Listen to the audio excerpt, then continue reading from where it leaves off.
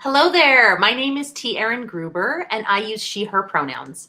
It's my pleasure to welcome you to the Level Up Symposium presented by the Associated Designers of Canada with support from Toaster Lab's Mixed Reality Performance Atelier.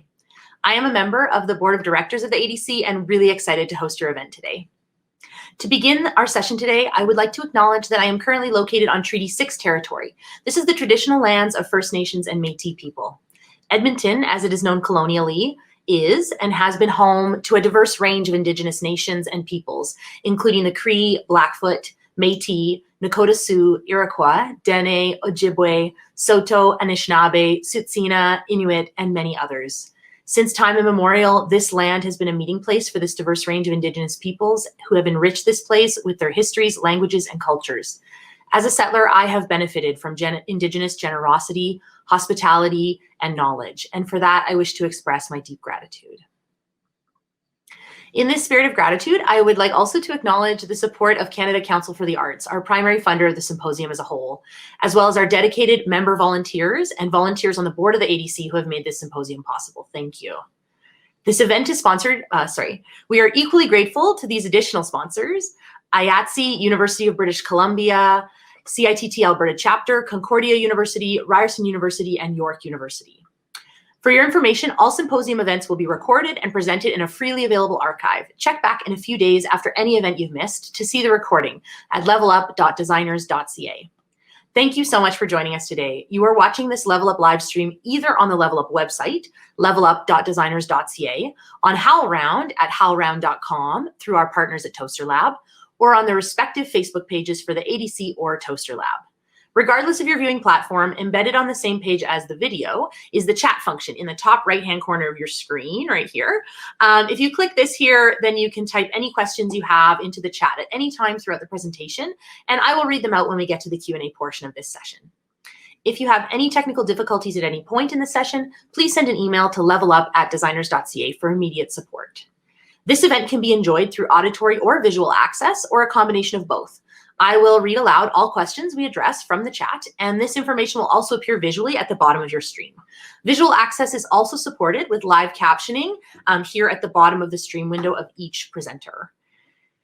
If you require technical assistance to support your access, please email levelup@designers.ca for immediate support or to provide much valued feedback following our events. If you enjoy this session, please consider donating any amount to the Associated Designers of Canada. This helps us support our National Arts Service Organization achieve its goals in the area of advocacy, mentorship, and industry promotion. Donation links will be available in the chat, and they're also available on screen in all viewing platforms, and I hope you'll consider donating to support the ADC. Thank you. And thank you so much for your patience with our announcements. That's it for those. Today's event is Pier, Asserting Breadth in Projection Content Creation and Playback Systems, presented by Wladimiro Woyno. We're really grateful to have Wlad with us today, and we're really excited to hear about this work he did for his master's thesis. Wladimiro uses he, him pronouns and is a Colombian visual designer and technologist who aims to engage the sensory imagination through live performance. He is an assistant professor at Simon Fraser University School for the Contemporary Arts in Vancouver, Canada, and his work explores the adaptation of new technologies into the theatrical tradition. Interested in the development of theater spaces, show control, and scenography, he's an avid learner, constantly inventing and exploring. Thank you so much for joining us today for this presentation of Vlad's master's thesis work, researching into the techniques and technologies of projection design and how they can help define motion and space in performance. I'm really excited about this presentation. I know we're going to get some really interesting and valuable context from Wlad and hear about some really exciting work that he's been doing. So without any further ado, welcome Wlad. Thank you so much for joining us today. Hi, hello. Hi, Erin. How are you? I'm doing well. We're so grateful to have you here. Thanks for giving us some of your really valuable time. I know that the screen time these days is precious, and so we're grateful that you were willing to share some of it with us. Totally. No, thank you for having me. It's very exciting to be a part of this symposium. I'm very humbled to have been asked to participate in this capacity. Of course. Yeah, I'm gonna go through many different things that I've been kind of ruminating over the last 12 years as a projection designer and theater maker. I've got a bunch of different examples and different images to look at. And yeah, and then I'll start to narrow down towards what I hope will be kind of a look into what was my master's thesis. Mhm. I've got lots of media. I've maybe have an overwhelming amount of content, but I'm Excellent. excited to share. And so I'm just gonna get going. Let's do it. Thank you so much. Yeah. So, like I said, I've been you've mentioned I'm originally from Bogota, Colombia. Mhm. I've lived in many places up and down the Americas. I've lived in San Jose, Costa Rica, Brooklyn, Connecticut, Florida, Wisconsin in the US, Sao Paulo, Brazil, and in Canada, I've lived in Vancouver, Calgary, and Banff. Currently, I'm residing in Vancouver, BC, where I teach at Simon Fraser, and it's in my second year as a faculty member there. I've been working in the theater since high school, and my mom is a painter, and her family is full of architects. Mm-hmm. My father is an industrial psychologist and human resources executive. So you can say I'm like an artist that likes to work with people. You come by it honestly. Yeah. So I'm going to begin by sharing a quote that I think kind of, as I've gone through the last, I think would say sort of 12 to 15 years of theater education and theater making, this quote I just keep going back to. And I actually found the original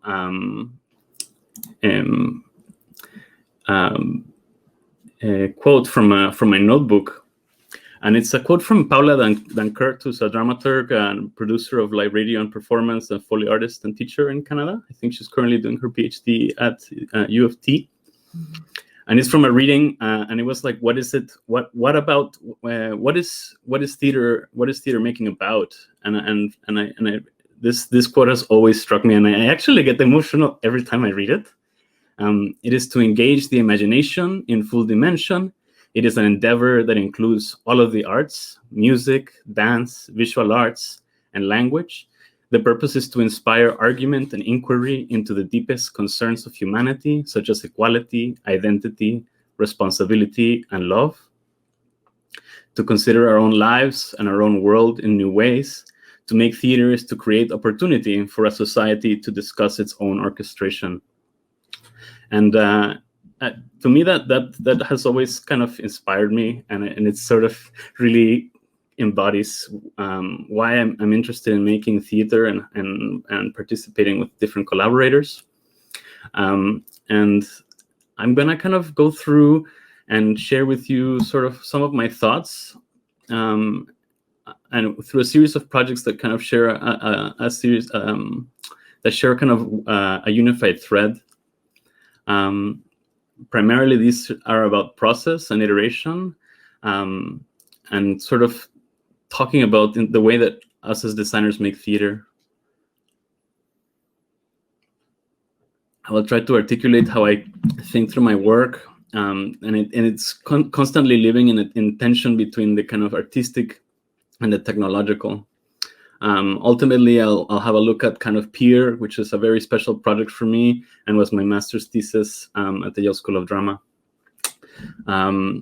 So here's just a short outline. I'm going to kind of talk through a bit of my background. We're going to look at many different projects in my past. We're going to look at kind of my source material, what the process was, and look into a little bit of what the performance itself was, some photographs, some of the documentation, and looking into the future as to what kind of comes next in terms of these kind of projects. So this was the poster from the original production. But I'm gonna, before we get to Pier, which is what happened in 2018, I want to kind of go way back and kind of get in touch with kind of my first contact with this kind of work.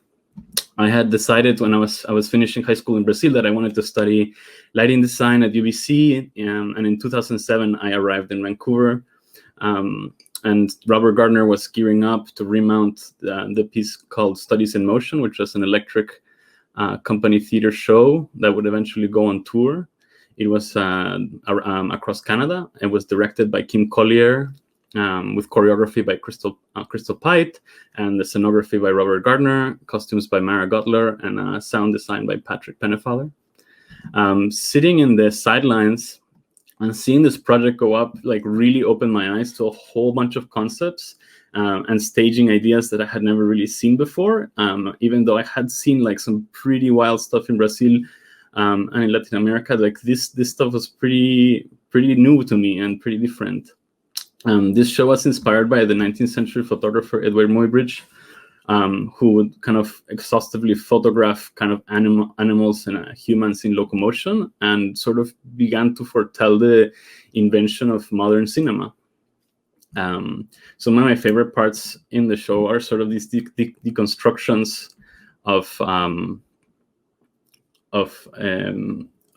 movement and breaking them down kind of physically.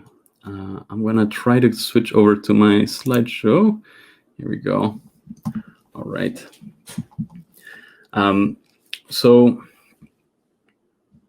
here's some images of the kind of the Muybridge photographs originally, and then one of the sequences that was so lovely, which different people would move and deconstruct the motion of someone kind of picking up a newspaper. What was also really interesting about this is that Robert was doing all of this as part of his research, which was to look at projections as a source of illumination, not just as a source of image and image making. It was looking at space, it was looking at light, but kind of this kind of intersection between these two. And he always would refer to it as kind of painting with light, which I think it still excites me as a concept, but at the time it was very complicated because there really wasn't kind of intuitive tools to approach that, especially with multiple outputs. And when I saw that, I decided that I kind of had to continue studying with Robert.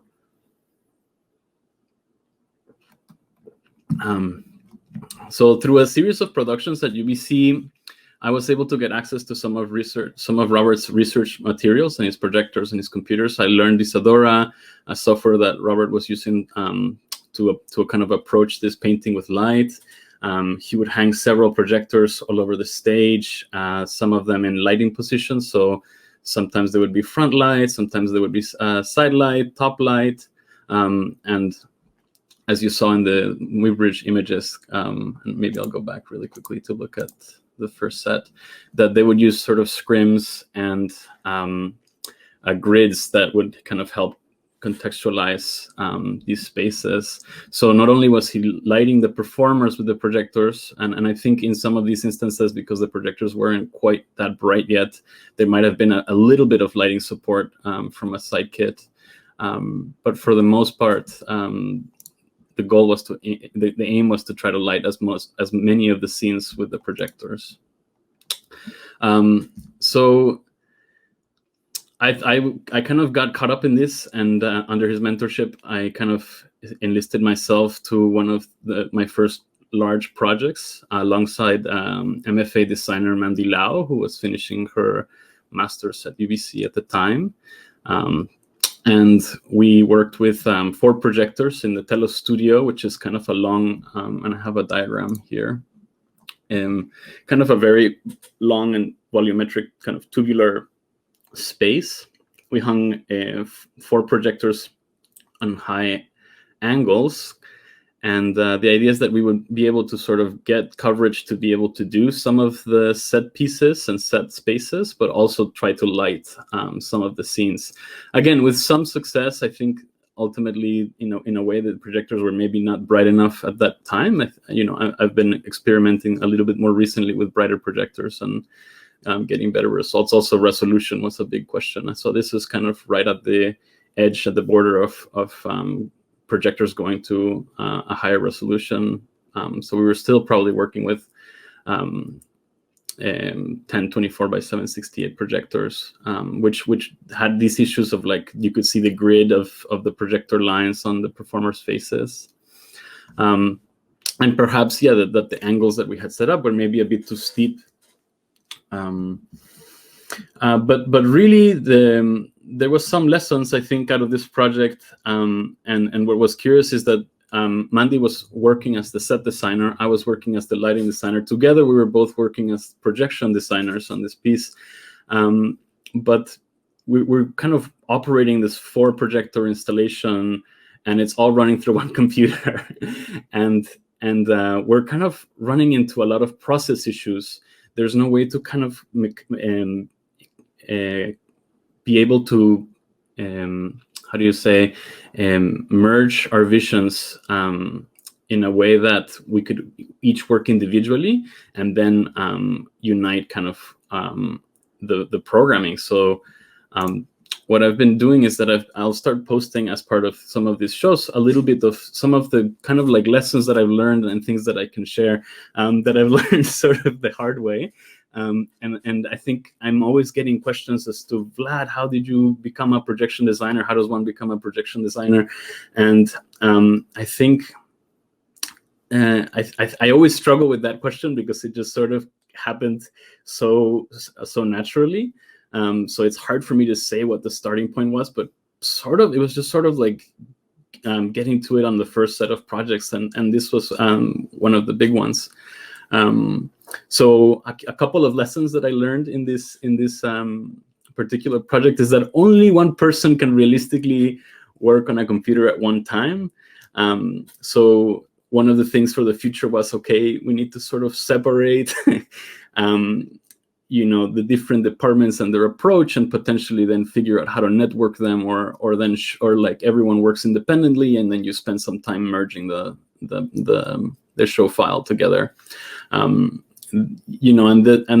that we didn't really define a process and a procedure, so we were getting into tech, and I think there was a lot of struggle trying to figure out how do we make changes. Like, we were able to program scenes, but by the time that we got into the theater, and the scene would change or the blocking would change, it would take hours to kind of try to find the little bits of programming that would allow the scenes to be lit in a particular way, or to shift, or if the set had to shift without the lighting. There was kind of just a big separation between what was possible in terms of both accessing the same system. So I think one of the big lessons there was to try to define the process and the procedure early enough, and to sort of test elasticity and flexibility with the idea that you need to make changes in tech quickly.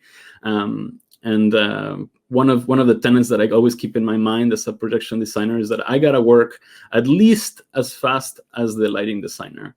The lighting designer, they can only do so much work outside of the theater. They're going to be coming in with some level of preparation, and they're going to be creating a lot of the looks and cues on stage and during tech time, and that's the valuable time. So we want to make sure that we're not eating up more time than they need as good collaborators. But yeah, so to consider how this process, how this thing that you're building to be able to accomplish the task is able to kind of change quickly, is flexible, and is responsive in tech, right? And I think that's some of the questions that always come up in terms of making content for the theaters, that we're kind of in this tension between trying to make something that you can sort of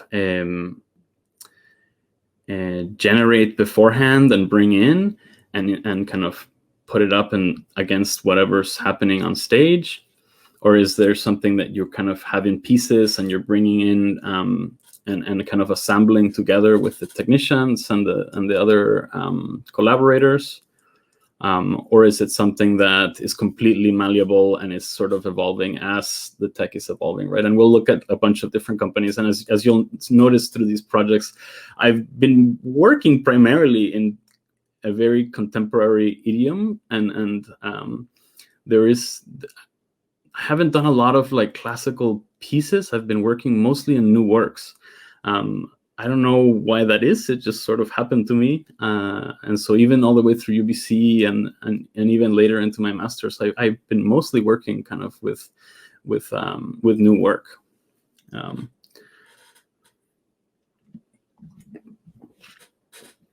I also want to add that, like, one of the things we hadn't accounted for is that every channel of projection that you add adds a significant amount of complexity to your project. So if you have, for example, a system that only has one channel of video, is going to you're going to have you have one space to focus on, you have one set of content to make and one set of content to queue. But once you start adding more channels, that kind of workload actually kind of increases exponentially, and you find yourself kind of cornered.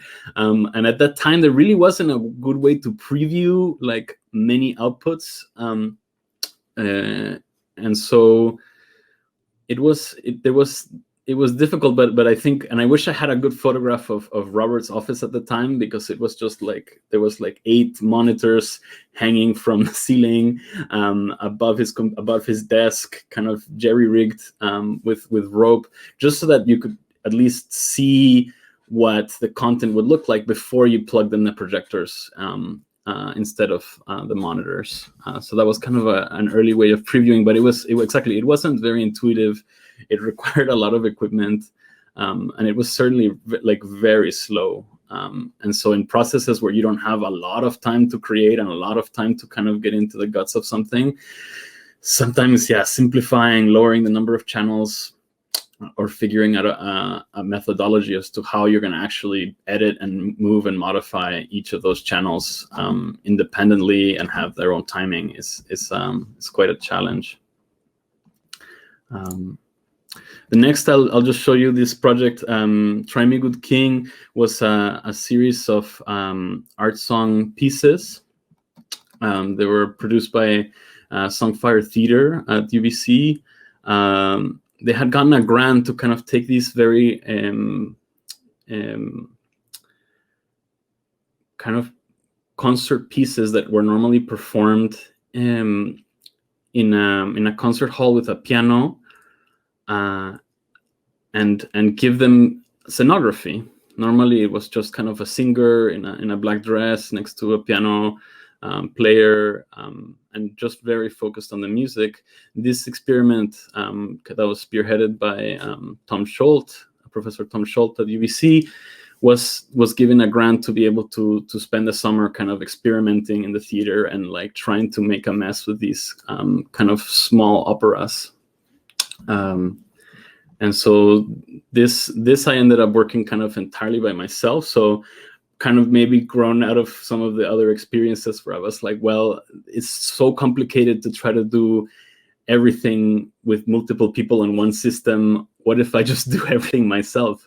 And so this became a kind of interesting experiment. I had a couple assistants, and some of the illustrations you see were done by Amanda Larder, who's a set designer in Vancouver.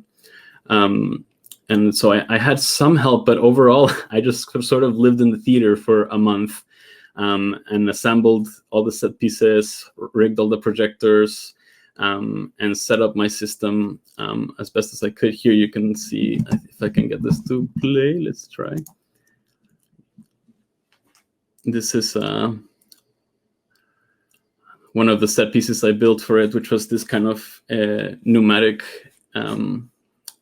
bed that would kind of lift up and reveal King Henry VIII on his bed, and it's the story sort of about King Henry VIII. He's on his deathbed, and the different wives that he had that he had killed come back and haunt him. But ultimately they're performed always by the same singer. So there was this kind of thing about trying to figure out how can we represent the different queens, and so there was something about the patterns that they carried in their family crests, and so I was working a lot with that with the set, and the idea is that they would go from the set onto the costumes themselves. And so there was the singer would wear kind of a white dress, and this was sort of like in the middle of all the hype about kind of the early, like the first version of the Kinect. I programmed sort of a live mask that would let me capture the outline of the performer, and then I would project sort of the patterns that were from out there. In this particular case, this queen had been decapitated, so there was something about like the blood flowing off of from the neck area. It was a tough project. It required a lot of effort, and I learned a few big important things. Number one, and it was a lot of a big lesson to learn, is that directors do change their minds and visions do shift. And so one of the major things that I had spent a lot of time working on was trying to get this live mask thing with a Kinect working, specific projectors, and with the idea that we would be sort of working all within one system, all unified. We would be doing lights and lights, projections, and some portion of the costume. But there was a lot of problems and glitches with the Kinect. And the night before the one performance we were doing, Tom decided that we should probably cut that effect. And we kind of got into an argument about it. I really felt strongly that we had spent all this effort, and that was kind of the point of this experiment, was to try. But he felt really differently. He was trying to kind of continue investing in this research. So he was looking for success, and so he wanted to cut the effect.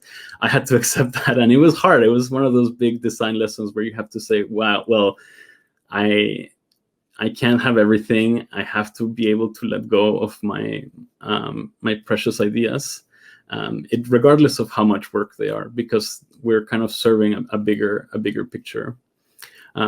So directors change their minds. I will eventually forgive Tom, but I think it was successful in many other ways.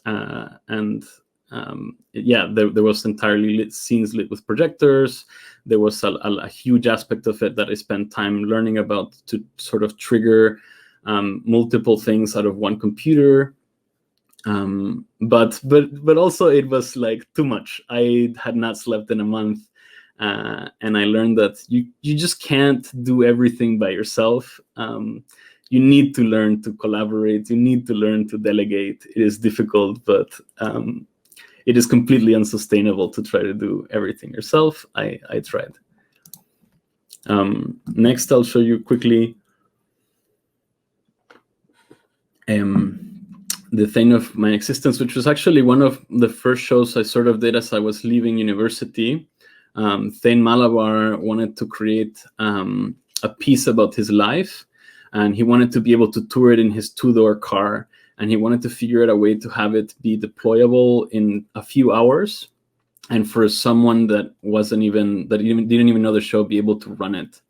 And so this experiment was about sort of creating a touring piece that would fit in his two-door car, and I created this set that was made out of kind of PVC pipe that just fit together with loose fittings. And it was 3 projectors, 1 rear and 2 side projectors, as well as a couple lights for support. Excuse me. So you can see the kind of small diagram here first, and I'll show you a couple more photographs. In this project, I kind of learned that, okay, I need to be able to delegate. I need to be able to kind of hand off some of these tasks, and I kind of collaborated with a few other people in terms of the programming, in terms of like kind of the content generation. But we did run into some significant difficulties.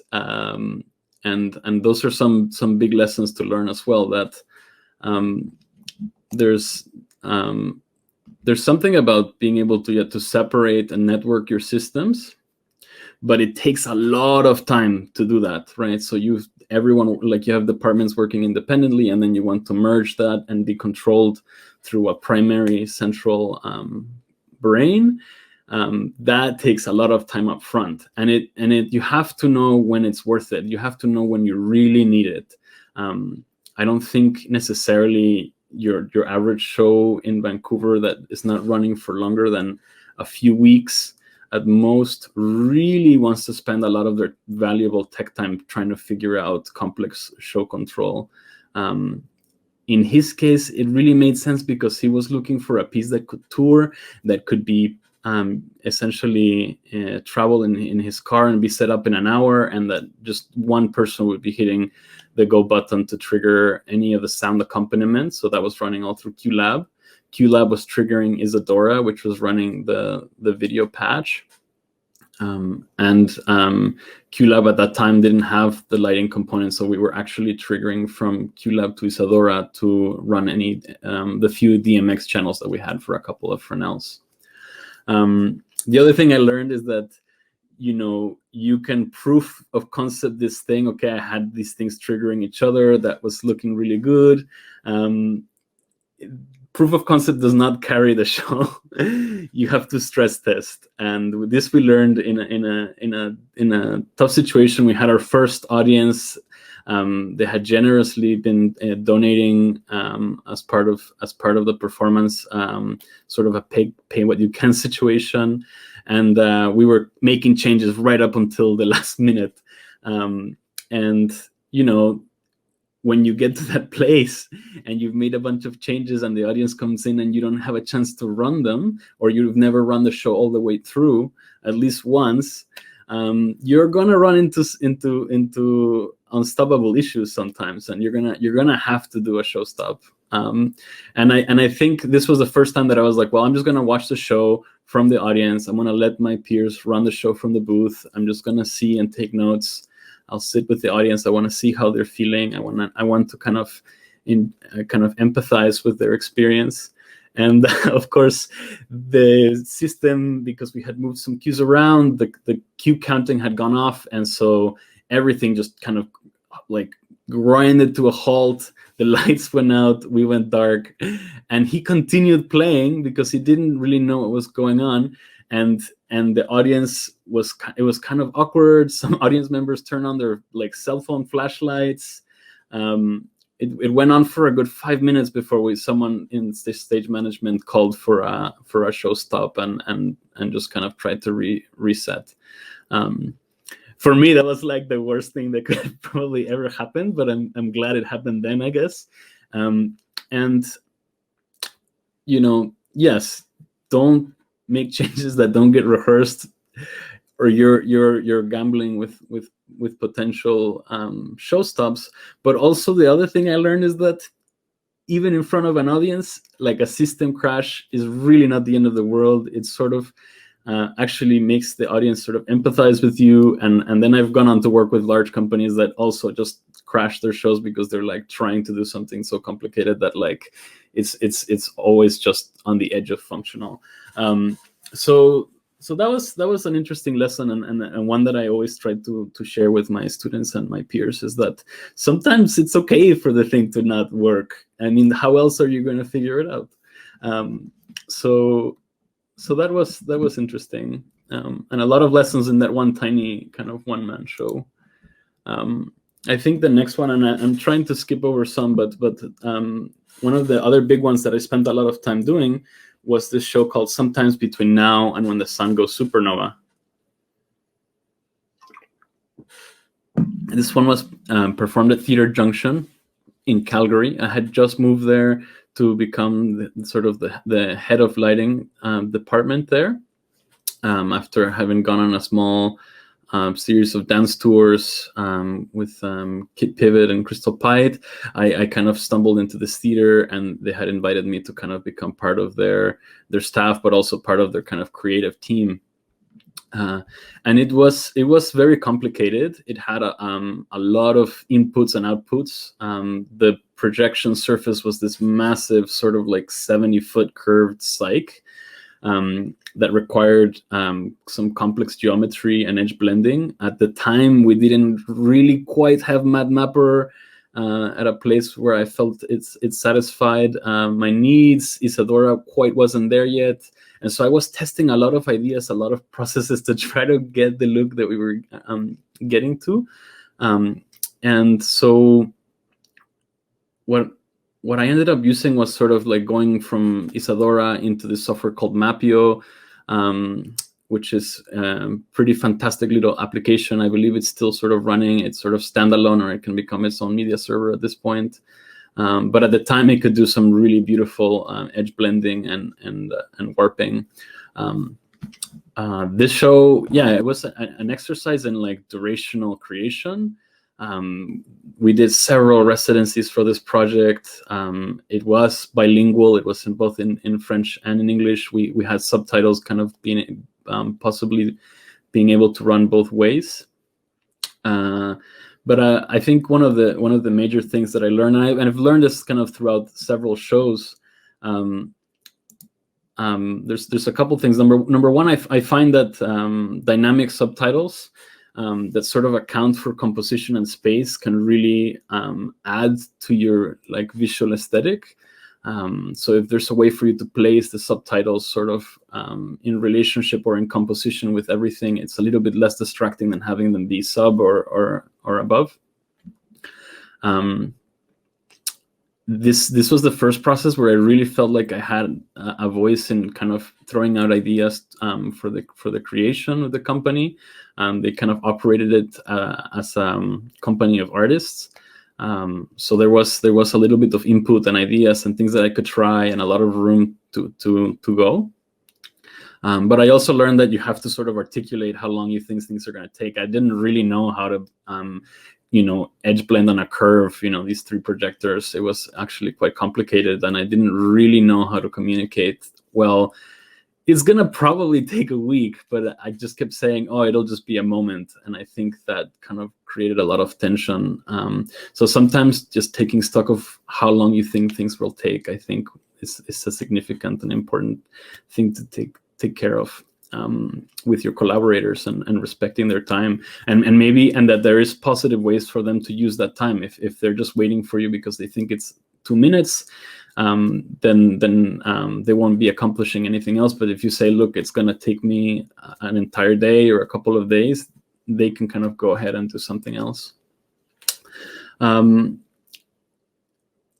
One of the other major things with this project, and it was also happening with a few other projects at the time, is that you need to try to leave things in a state where you're not the only person that knows how to realistically set it up. This was so complicated that I doubt that without at least myself and Phil Chimolai at the time, who was the sound designer and engineer, without us, I don't think anyone could probably set up that system again. It was very convoluted. It was very complicated. It did a lot. It was very powerful, but we didn't have a way to kind of document it so that it could be handed off to anyone in the future. So I guess one of the ideas here is just leave breadcrumbs for yourself. And another one, and I kind of passed this on from a different project to this list, but it's also relevant in here because, and I think this is the first time that I had worked with a high-level filmmaker, is that content is king. And it's something a professor at Yale would also say, is David Biedny, that content is king. Like all of these gadgets, all of these projectors, all of this stuff it's sweet and fun to play with, but like it can take it so much further if you have some quality content. And in this case, we had some incredible footage that had been shot in different cities and the forest. Someone that actually had a background in commercial cinematography was like really open up my mind to working beyond just like whatever I can just produce in Photoshop or in After Effects quickly. So that there's something about working with a specialist that can really improve your content.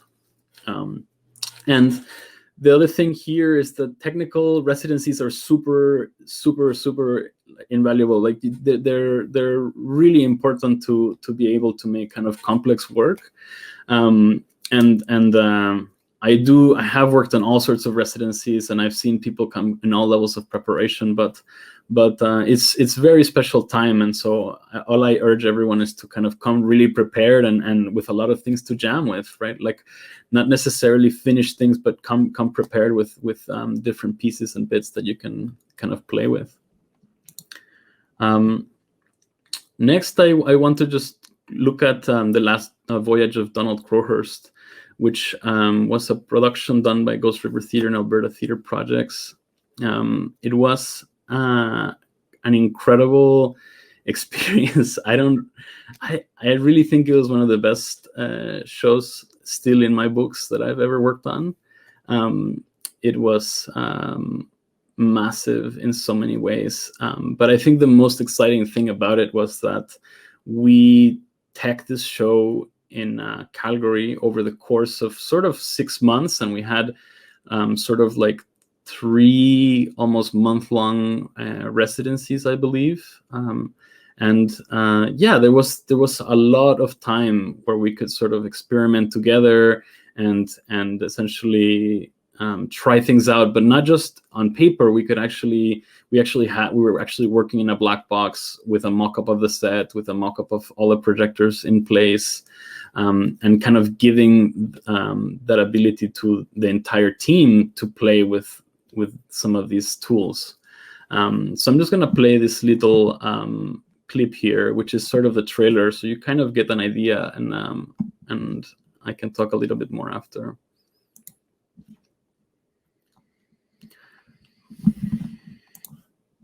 Oops.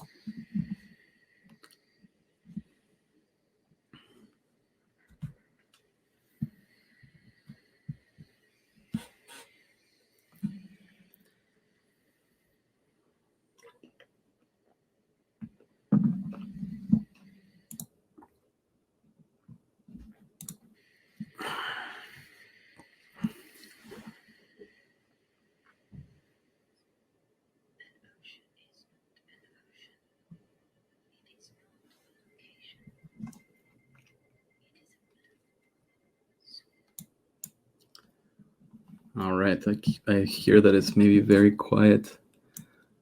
Let me try that one more time. Aaron, can you tell me if you're hearing it now? Oh, not yet. We can see it very clearly, though. Yeah. Let me just see if I can quickly.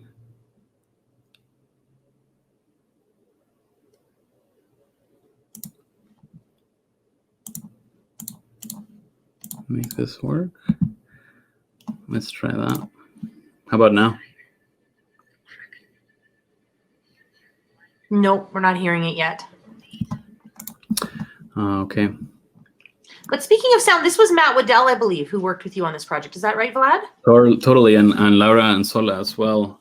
This was a massive production. Had so many different interesting aspects, and yeah, I'll get into it in a second. Let me just see if I can somehow get sound in there. Yeah, just while you're troubleshooting about that, I can share a little bit with our attendees. Matt Waddell did our very first presentation in the whole symposium. So if you want to check out a presentation from him about how to create custom tools for projected media and sound, specifically in the theater, that was a really interesting presentation that he gave at the very beginning of the symposium, and it's available on our site now in the archive. Matt Waddell is also the person who taught me how to use QLab when I was first working also with Ghost River right out of school back in 2012. So there's a bit of a personal connection for me there too.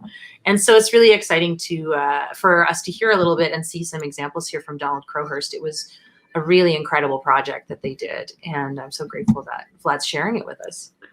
Yeah, I don't know if I can get the sound. Can you hear it? I think even just to watch the video is very valuable, Wlad. Yeah. And we'll find the link. I know this video is also available on the Ghost River website, so I'll find the link and we can post it for people to watch afterwards. But if you want to show the video now and maybe talk over it and tell us a little bit about what you're sharing with us, that would be great too.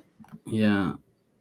1 second. Now I've done something funny with this, unfortunately.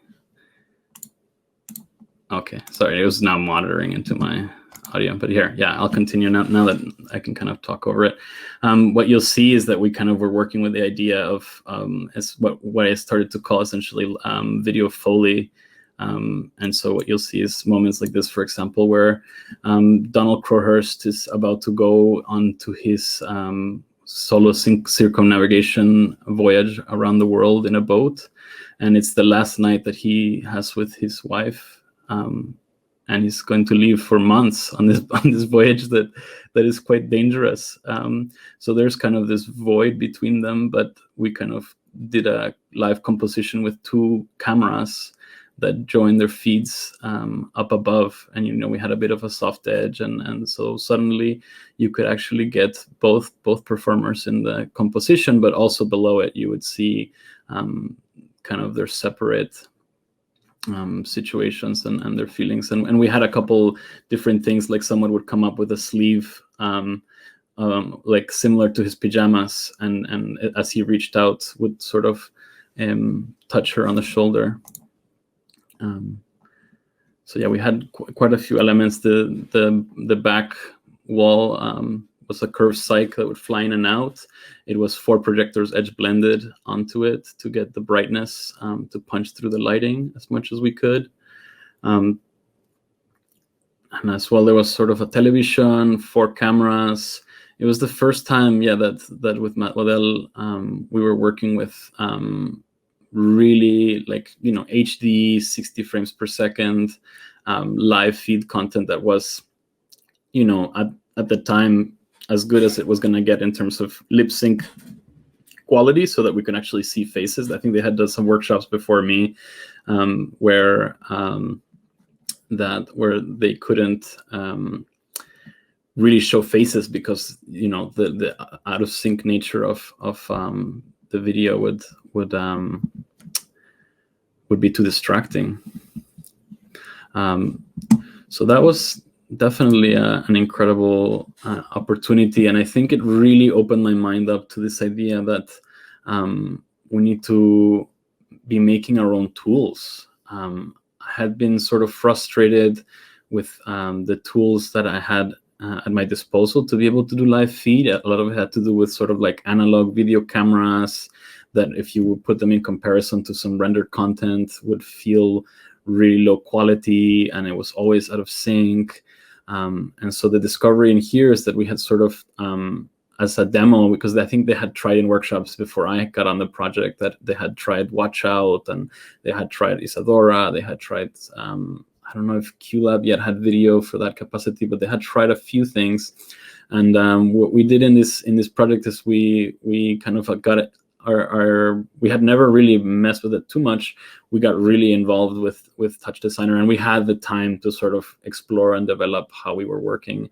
And we developed a bunch of different queuing systems. We started out with spreadsheets, and then it moved on to spreadsheets that were sort of dynamic, and then we kind of moved away from spreadsheets entirely that were being referred to in terms of like calling and loading and offloading media. It was a lengthy trial and error process, but it really gave me the time and space to kind of imagine what is it that we can do with these ideas. And the fact that we could actually have them in the rehearsal room made a significant difference to the process and to the content at the end. So yeah, so here's some photographs, and you can imagine here, for example, in this composition, we had sort of like this is the top of show, and there's sort of like a Brady Bunch movement of the images, right? And so there's Donald Crowhurst, who's in the center.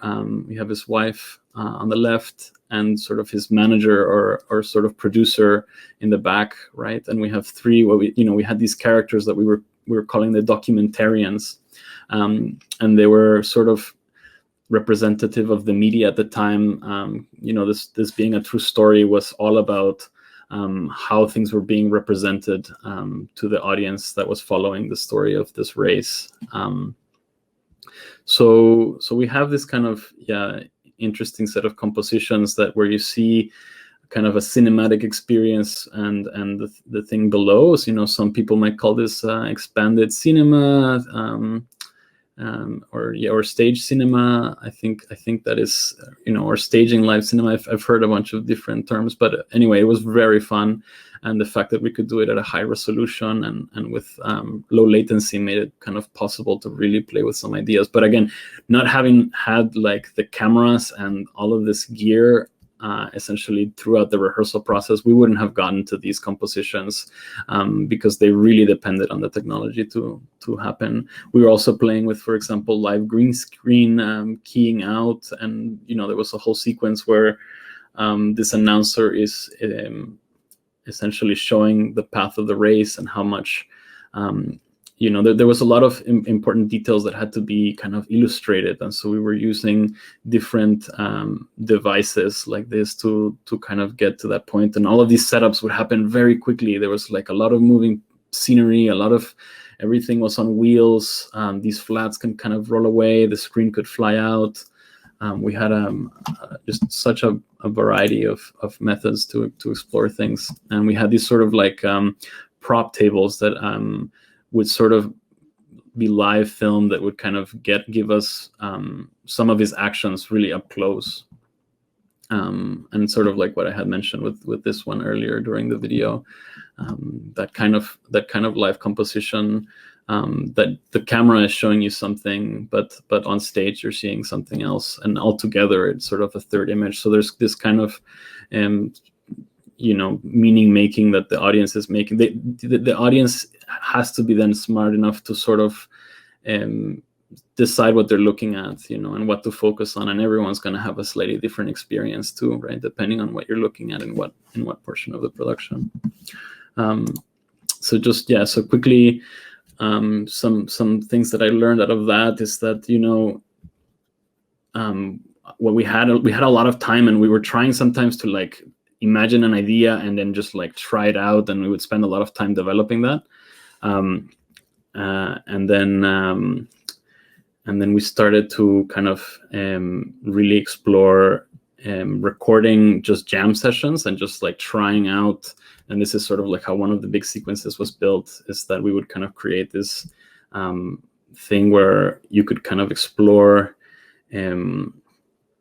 a series of jams, and then sort of document that and film it, and then sort of cherry pick it and see what would stick. I think, bringing tech into rehearsal is really important, and to allow yourself to play in the process. Like because I actually for the first time had a team in this project. I had Laura as an associate and in projections, and Matthew was the sound designer, but was also programming with me, that we could sort of step away from the computer. And that's also massive, like being able to kind of interface with your team, working with a team. And in projection, we struggle a lot with kind of working by ourselves and having to field every department all by ourselves. We need to start arguing that just like other departments, we need our own people too. I think that's important. And another thing we learned, I think, on this project, and I think Matthew mentioned that in his talk as well, is that Mac hardware is like really expensive for certain tasks. To not be a loyalist, if a PC is going to work better and you're going to get a lot more mileage that way, don't be afraid, build a computer, do the research, try it out. I personally go both between Mac, PC, and I'm actually doing a lot of exploration right now in Linux as well. All right. So, but yeah, what do you think, Aaron, in terms of some of these ideas and concepts in trying to bringing tech into rehearsal and how that changes your process? Yeah, I think it's wonderful for us to talk about, because it's really interesting in this festival, or this symposium, I should say.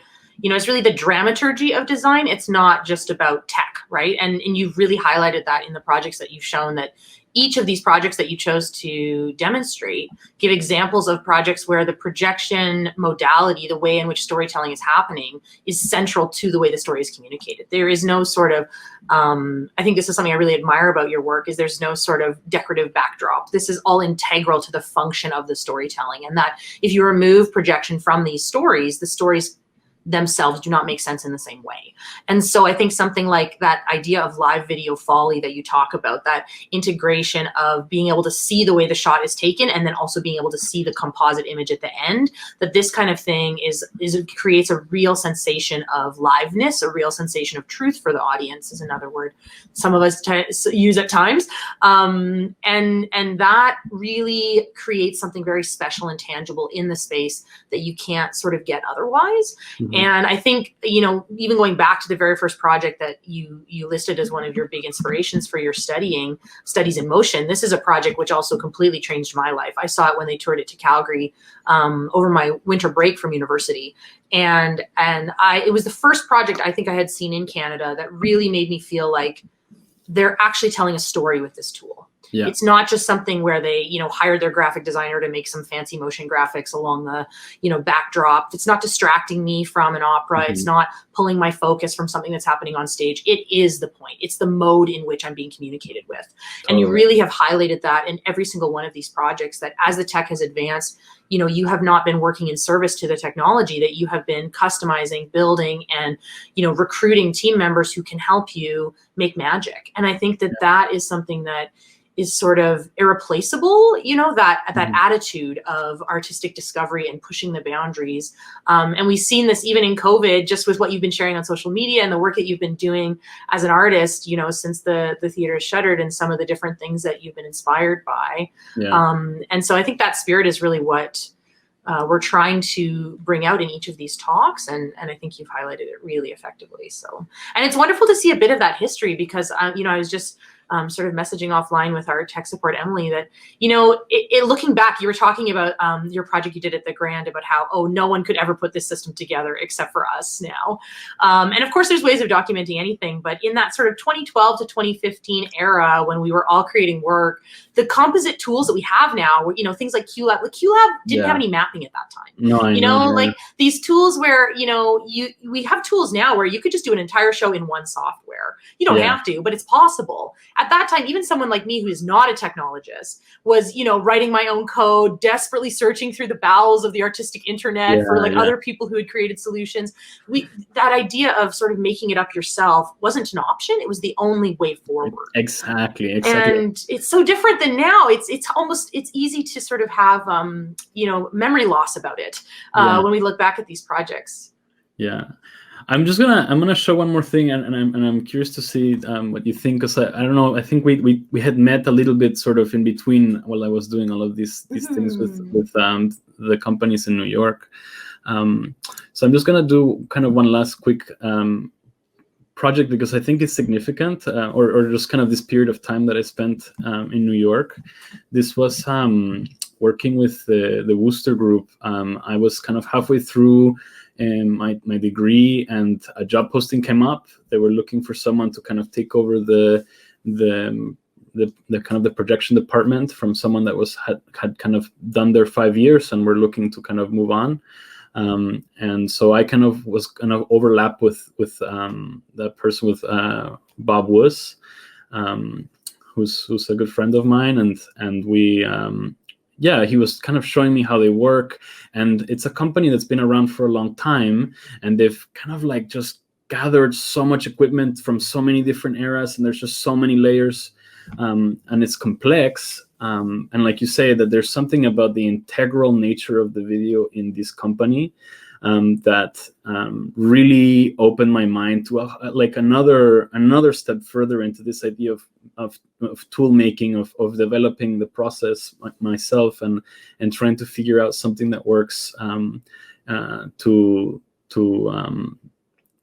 just increase the ability to experiment. And I think it was sort of similar to what I was doing with the Ghost River, but this was kind of even more intense. So these are just some photos from when I started there in New York. I'm gonna skip this one actually, just for the sake of time. But I want to show you a little clip just from it's a time lapse I took, because it sort of shows you that there isn't necessarily like a very specific process for creation with them. They just sort of take up, between 6 months and 2 years to develop a piece, and then the rest of the time they're touring, right? So the Wooster Group is a company of artists. They make work for theater, dance, and media.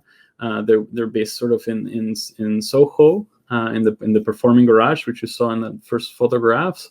And I'm going to just show you a little clip of kind of how the kind of aesthetic design of the space just kind of gets built up over time. There isn't like a moment where we like read the play and make a drawing and do some research and output a set design. Actually, this just happens very organically over a long period of time. So I'm just going to play a bit of this clip for you. Unfortunately, you probably can't hear it, but anyway, it doesn't matter. You kind of get the idea visually, and so I'll just talk over it. I'll just kill the sound. So what you're seeing here is the performance garage, which is this old tiny little theater. It's wonderfully rich with history of many works that this group has put on together, with many of the company members kind of being there for quite a long time. As you can see in this series of images, you'll see that there's like a lot of little monitors that are playing things, and actually there's a whole set of videos that the audience can't see that is playing, that is kind of part of the acting method, and it's sort of about kind of letting go of ego, always being connected to the source material, and essentially I would call it this is my interpretation of what it is, that it's sort of like a visual score that carries the piece, and that what they're watching on those monitors for the performers might be movies of dance. It might be an old video of documentation from the company from a different show. It might be video of the rehearsal that we were just in yesterday, we call an accident tape. That there's this kind of exploration of the source material beyond just text. So there's a lot of, they gather a lot of different materials. Sometimes it's text, sometimes it's movies. They draw a lot from movies. One of the shows that I toured extensively was the Town Hall Affair, which is based on a film by Chris Hedges and the Pennebaker. So there's kind of a broader view of what your source material can be, and it really inspired me to kind of potentially connect with something. I was looking for what to do for my thesis project. I didn't want to do a paper project. I was interested in devising something, and so this watching the way that they worked really kind of inspired me to kind of move into kind of diving into alternative source materials and how you kind of play with video as a way to kind of manipulate the scene in terms of things that the audience can see and not see. Yeah, so I'm gonna move up ahead. I'll just show you. So this, when I got there, they tour a lot, and so it's a lot of stuff. They're big systems. There's a lot of monitors. A lot of this had to do with like, how do I get some of these systems, like what you see on the right here. That was the system that was running a Town Hall Affair, and it would tour all over the world. And it was very complicated. It was kind of part analog, part digital distribution, because you have to get things to like almost 16 different channels of video, so that the performers can have multiple different channels of video that they're seeing, and they also have that routed to their ear. There's a lot of variables at play, and it's hard to track. And because of it works kind of through accumulation, sometimes it's hard to kind of update things. And here, one of the things that was happening is that some of the equipment was starting to kick the bucket, like it couldn't no longer hold, but the show was still touring. And so how do you take something that's already there and kind of update it? So that's sort of one of the major things that I participated in, was sort of the kind of rebuilding, reorganizing of these systems. And it made me just think about the way that we cue systems and the way that we build systems. This is sort of what the diagram originally looked like when I arrived, and trying to then use this to kind of figure out, how do we modernize this, right? Like it still needs to tour. We want to kind of maintain the integrity of the artistic vision originally, and it was a lot of work to try to kind of expand into what the contemporary technology can accomplish. And so part of that was like imagining and dreaming how these systems work and how that data needs to move. And so it involves a little bit of visioning as to how the patches are functioning together and how they kind of move through a system. I'm going to move through this a little bit quickly, but if anyone wants to ask questions later via email, you'll be able to get my contact through the symposium. But this is, for example, what the kind of current system is looking like. It's working digitally. It's working through HDSDI. In this particular drawing, the data is going from the bottom parts, which are like the computers, the sources, routing through a switcher, a digital switcher, and sending to the monitors via 3G HDSDI, which lets you kind of go further, right? We don't have the limitations of HDMI. So you can see the level of complexity that is involved in these video systems, and the majority of the things that are running the show, and the show can't even rehearse without this functioning, is complicated, and there's an essential quality to it. Without it, the systems don't work. So there's some photos of rebuilding the machines and trying to rack mount them and make them tourable. That was another big thing that kind of got me going, and sort of building systems that were kind of in one piece, so that when you arrive at a venue, you just open it up and plug it all in. So again, I talked a little bit in the introduction and essentially in the title of this talk that I'm looking to talk about breath. Breath, I think, generally being defined as something that's taken into or expelled from the lungs, an inhalation or exhalation of air from the lungs, a brief moment, the time required for one act of respiration, the power of breathing life, and how do we kind of achieve that in the systems that we're working with and the tools that we're using to create content. So for me, it's breath. I'm referring to it in the sense of like how a live performance changes moment to moment. It's different every night. It might evolve over the course of the run of the show. It might change. It might shift. And how do we refine our tools to do that and to kind of engage with content generation and manipulation, so they can grow and evolve with the process of making, but also like, how does that work with the process of performing? Like, can that in and of itself, can the creation of content be essentially the performance itself? And how do we think about these systems so they have and they maintain expandability, elasticity, flexibility, and of course repeatability? Like, can you kind of perform this without it like having to show stop and not go anywhere? So I really struggled for a long time trying to find source material. I wanted to play with time. I wanted to play with sampling. I wanted to play with looping. I was looking for a story about time travel, and I looked at a lot of movies and a lot of books, and I read a lot of different ideas. But sort of where I settled was actually this book, this short film or fictional kind of featurette directed by Chris Marker, who's a French filmmaker and artist from who lives sort of between 1921 and 2012. But one of the things that he's most famous for is La Jetée, and then this film called A Green Without a Cat, and a documentary called Sans Soleil that he sort of shot almost simultaneously as La Jetée, which was actually released in '62. Sort of part of this French new wave of cinema that occurred in the 50s and 60s.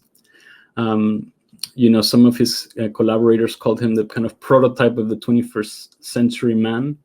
And the story sort of tells of a post-nuclear war experiment in time travel.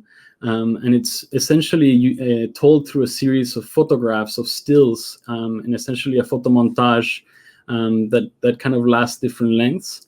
And there's a little bit of narration and sound effects, but it's kind of minimalist in a sense, and the aesthetic is in black and white, and it's paced very carefully. So in the film, kind of a survivor of the futuristic Third World War is obsessed with the kind of distant and disconnected memories of a sort of thing that maybe he remembers that happened at Orly Airport, at the Pier, or the Jeté, and which are kind of these images of a mysterious woman and a man's death. You know, in short, what happens is the sort of scientists that are trying to find a solution for their the fact that there's no future, essentially choose him to travel through time to seek for help. They seek for help in the future, and it's of no use, and then they send him to the past to try to see what he can discover. Or actually, yeah, we go to the past first to see if we can actually do this, and then move to try to get help from the future. Everything is, again, it's told through these kind of still images, except for one very particular shot of a woman that's sleeping, suddenly waking up, and it's kind of this climax, and it's kind of moving after experiencing this kind of 20 minutes of very kind of paced imagery. So I just want to show you just a little bit of what that looks like. Of course, I don't know if the sound is working, unfortunately, but I'll just show you a little bit of the montage.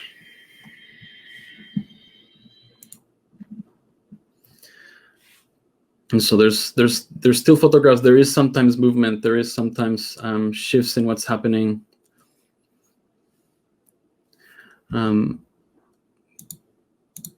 But let me just, there's brief introduction, but it's just essentially a voiceover with kind of told through images. But of course, the images are being filmed, so they are kind of moving in this kind of very slight textural way.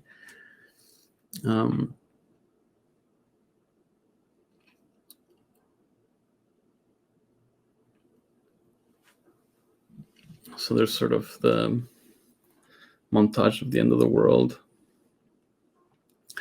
The fact that in this story, and you can find it pretty easily online. It's kind of everywhere, and it has inspired other works. The film 12 Monkeys is sort of based on this story as well. There's kind of multiple timelines at play, and that kind of really excited me. And this kind of very very kind of defined aesthetic of the photo montage kind of called me a little bit, and I was curious, okay, how can I start to play with this idea and maybe potentially deconstruct this into a performance. So I'm just going to move ahead into a little bit of sort of the staging of it and kind of how I was arriving at kind of the setup that I will show you in some photographs and in a bit of video.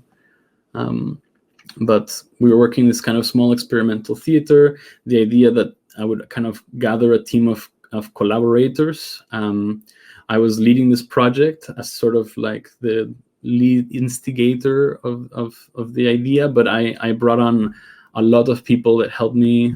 There's Jacamai Ibanez, who was kind of a directing collaborator, and Caitlin Vols was a producer. I had Jonathan Thompson helping me code all of this together. He was working at Yale on a different project with me, trying to get the Yale Repertory Theater to use Touch Designer for the first time. And so we had just built a giant media server for this kind of much larger project, and he stayed on to really make a humongous difference in being able to code the level of complexity that this piece had. As well as Frederick Kennedy, who did the sound design, Daphne, who I was seeing, who did the lighting design, and Michael Commendatore, who was kind of a video projection collaborator and performer. Cole McCarty did the costumes, and then I had a team of technical directors, including Latiana Gursong or LT and Ben Jones, and yeah, we would kind of have I had a significant group of people kind of jumping onto this project, which is one of the amazing things about Yale, is that you're surrounded by people that are just craving to make stuff all the time, and everyone's just so generative in this period that all these people jumped on. I did a translation of the text. Originally, it was in French. I thought for a while of trying to, and I recorded a version with Ari Rodriguez in French, but ultimately I moved it to English. And one of my lovely instructors from Yale who taught visual imaging and technology, David Biedny, did the voiceover for the piece. So again, I had this army of people kind of helping me put this together, and we really had a great time.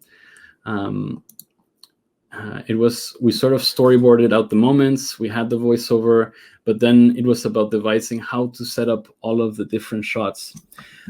As an experience, essentially what happens, and I'll just hit play and try to mute this here so that I can hear myself, is that for the first sort of 15 minutes as the audience is coming in, what the setup was is that you would essentially watch us kind of teeter around with all of this equipment, right? There's all of the engineers, technicians, and performers are all on stage. We're all sitting behind one screen. And the idea was that we would start to sample content, right, and kind of build up the images for this piece as the audience is coming in. And sort of to create sort of a library of images. Some of that was even including the audience at the beginning. We would kind of dress them up and photograph them, but the audience doesn't really know what's happening at the beginning. It's unclear what these people in costume are doing. You know, every time I would kind of hit something that was good, I would call for Mark, and everyone would know that means that the image was recorded. And I also had a series of monitors on stage that would instruct or tell the team which take we were in and what camera it was using. This system was programmed entirely in Touch Designer, and we had essentially 6 cameras. So some of them were on sliders or as a tabletop camera. There was some that would just run around with a long cable. There were different setups and different takes, but essentially as you're coming in, you're just kind of watching the lights turning on and off. Fred would be playing kind of a live composition on his keyboard and with his laptop. And we just start to kind of begin to collect all of this imagery. Eventually, after about 15 minutes, and we had a lot of small parts and things and maquettes as well. I'm gonna get to the part. So what happens next essentially is that once we run out of time, sort of about the 15-minute mark,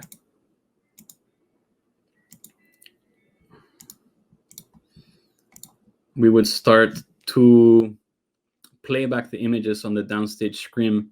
And so you sort of get to see the present, past on the screen, and through the screen you see essentially the future, right, of the future actions that are being recorded, just that they're sort of happening nonsensically, so they don't really make any sense, right, which is sort of what happens in the film.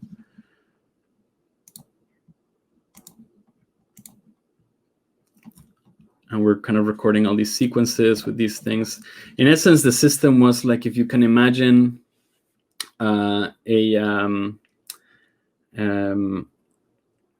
sort of like a movie editor,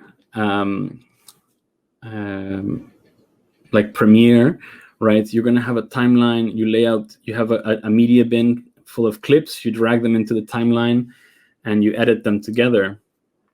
For us, what we would do, though, was that at the end of every night, we would keep the edit of how we had refined it or maybe touched it up, but the thing that we didn't keep was any of the media. So at the end of every night, at the end of every performance, we would take the media bin and delete it. So every night, and it just became sort of like this live video game where you're trying to collect as many of the images as possible before the playback catches up with you. I'm just gonna try to find that before my time is up here.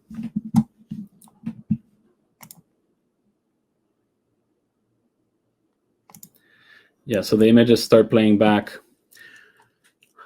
sort of telling you and some of that was photographs, some of that was composites of a camera pointing straight down at a table with a green screen image, sort of like this one image, right? That's Marky, has been recorded sort of in the green screen, but composited with a photograph.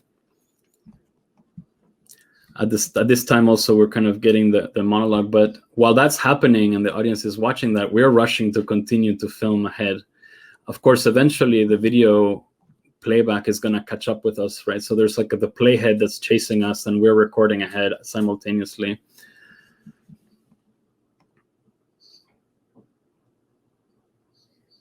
And so what happens eventually is that the playback catches up with us, and the only thing that's left to do is to go entirely live. And so we shift from this kind of storytelling that's very slow and photographic, and sort of like in the movie, we take a pivot into motion and into a different mode, right?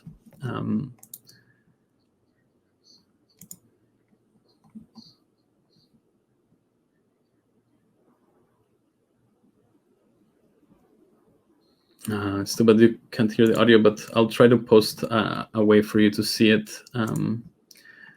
in its entirety with the sound, if you're interested. I'm just going to skip ahead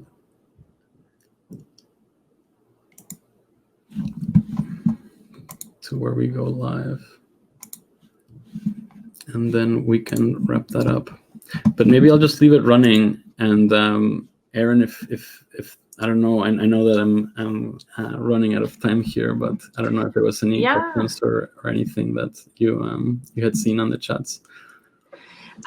It's so great to see this project, Vlad. I think if anyone has a question, they can throw it in the chat now. We'll just have another couple of minutes to respond to any questions that come up. But also, of course, people can email levelup@designers.ca if you have questions, and we'll pass them on to Vlad as well. We also posted, Vlad, your website there, and we'll post your Instagram as well. So if people want to get a hold of you through those streams, if that's okay with you. Yeah. Great. That's perfect. I wanted to just say, in response to this wonderful project you're sharing with us, how exciting it is to see a project where the actual process of creation on a technical side is visible to the audience.